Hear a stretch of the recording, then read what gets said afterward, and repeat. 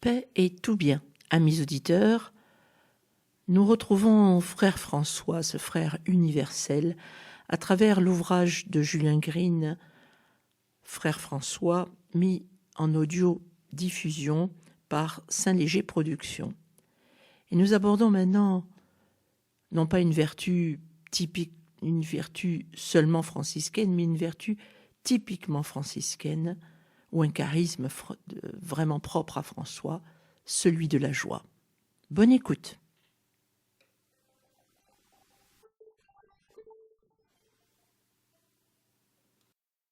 La joie. Cette joie que François répandait dans le cœur de milliers d'hommes, comment s'obtenait-elle? Suffisait-il de faire comme lui? On courait lui demander la paix et la libération des sens. N'était-ce donc qu'affaire de volonté? Le mystère se trouvait ailleurs. De tous les miracles accomplis par saint François, le plus étonnant restera la grande aventure franciscaine, qui faillit changer le monde à tout jamais. On voit bien pourquoi elle devait tourner court.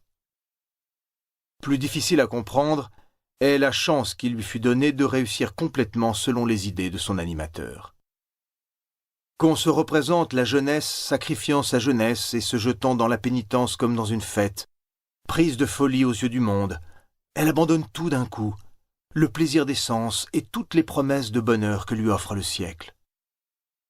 Pourquoi?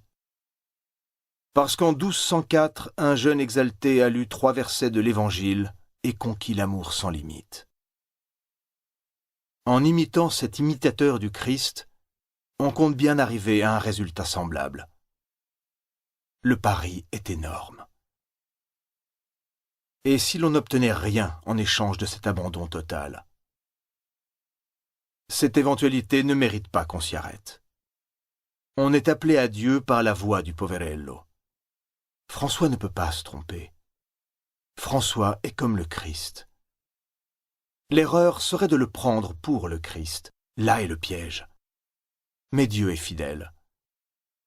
Avec un élan que l'Église n'a pas connu depuis les premiers siècles, la première génération franciscaine reçut le royaume de Dieu comme un enfant.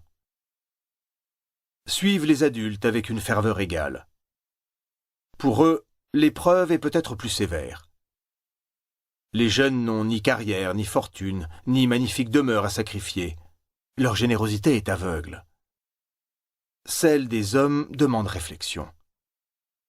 Dans la plupart des cas, celle-ci se voit écartée comme seraient écartées les objections dans la vie d'un jeune homme victime d'un coup de foudre. Et puis, l'Italie est une grande amoureuse. Des hommes venaient, vivaient avec les frères comme des frères, repartaient parfois après des semaines ou des années, tant qu'il n'y eut pas d'ordre institué, mais leur vie était changée à tout jamais. Saint François et les femmes. N'empêche qu'il reste des questions à régler. Au premier chef, l'éternel problème de la chair. On a souvent parlé de la douceur de François. Aujourd'hui encore, elle figure en bonne place dans les portraits qu'on fait de lui. D'un regard, d'un sourire, il faisait accepter les exigences les plus difficiles de la vie en commun. Sa règle, assurément, gardait l'austérité des pages de l'Évangile d'où elle était issue. Là était pour beaucoup la force de son attrait. C'est la sévérité que demande la jeunesse à la religion, de même que les adultes qui ne renoncent pas aux facilités du monde pour les retrouver sous la bure. Pour mieux voir comment tout cela s'arrange, il n'y a qu'à se rendre en Ombrie, par exemple, et regarder le visage des jeunes frères que l'on croise dans les couvents. Ce qui frappe, c'est une gaieté charmante. Chez les plus âgés, une sérénité toujours prête à sourire. François, le frère par excellence, ne les a pas quittés. Il détestait la richesse. Il a légué sa joie à ses innombrables enfants. On le respire comme l'air d'une forêt au sortir de nos villes empestées. Tout cela dit, nous savons que François était d'une rigueur épouvantable quand il s'agissait de la chair. Son horreur des fautes sexuelles serait de nos jours qualifiée de morbide. Elle est si révélatrice qu'elle mérite qu'on s'y arrête. Une brève anecdote nous donne le ton. Un frère, ignorant la défense de se rendre dans un couvent de femmes, alla sur l'ordre d'un ministre chez les pauvres dames pour leur venir en aide. Il s'appelait Étienne. Un jour de décembre qu'il cheminait avec François le long du Tibre, il lui avoua ce manquement à la règle.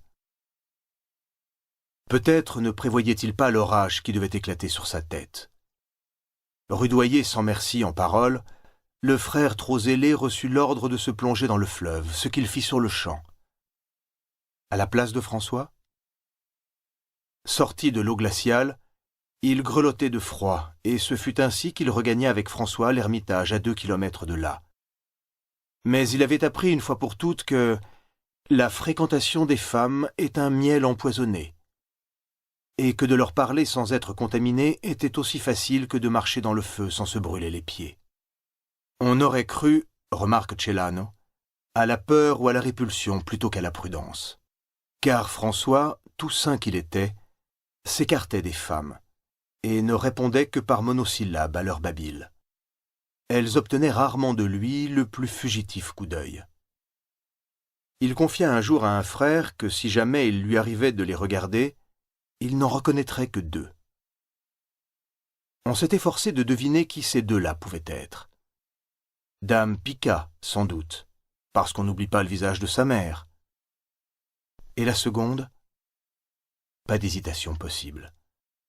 Le visage de Claire, la dame des pensées du chevalier fidèle, celle qui était devenue pour lui dame pauvreté, envoyée par le Christ. Et comme le monde est plein de gens curieux, on en a trouvé une 3e, singulière celle-là. Frère Jacqueline, qui viendra dans ce livre plus tard.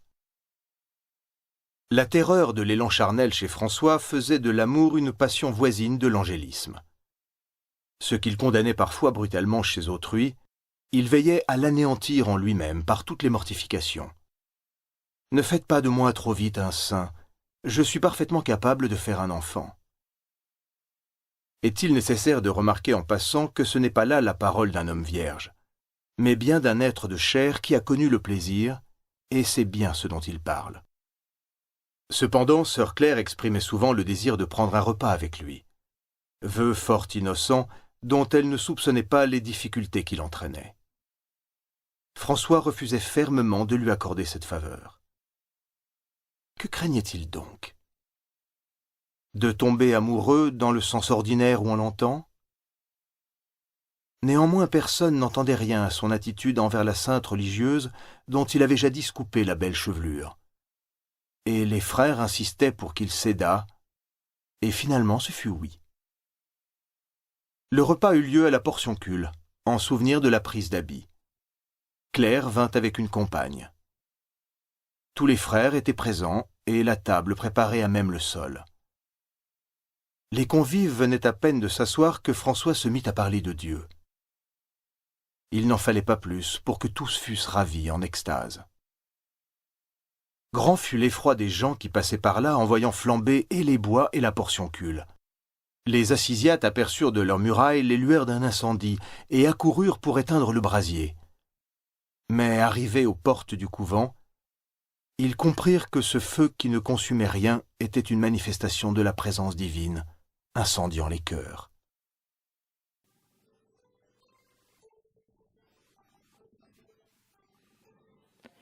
C'était dans notre émission Pax et Bonum, paix et tout bien, notre petit moment franciscain où nous découvrons la vie de François à travers l'ouvrage de Julien Green.